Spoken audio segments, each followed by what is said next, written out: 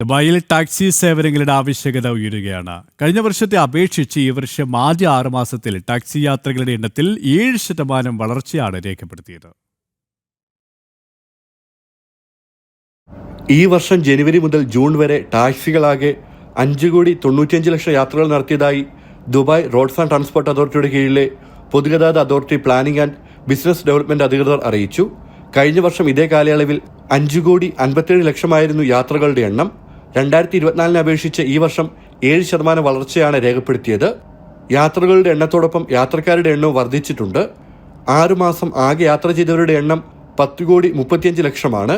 കഴിഞ്ഞ വർഷം ഇതേ കാലയളവിൽ 9,07,00,000 യാത്രക്കാരുടെ എണ്ണം. ഓൺലൈൻ വഴി ബുക്ക് ചെയ്യുന്ന ഹല ടാക്സി സേവനം ഉപയോഗപ്പെടുത്തുന്നവരുടെ എണ്ണവും വർഷാവർഷങ്ങളിൽ വർദ്ധിച്ചു വരികയാണ്. ആകെ ടാക്സി യാത്രകളുടെ 41.3% ഹല ടാക്സികളുടെ വിപണി വിഹിതമെന്ന് 6 മാസത്തെ കണക്കുകൾ വ്യക്തമാക്കുന്നു. കഴിഞ്ഞ വർഷത്തേക്കാൾ ഈ രംഗം 2.5% വളർച്ചയാണ് നേടിയിരിക്കുന്നത്.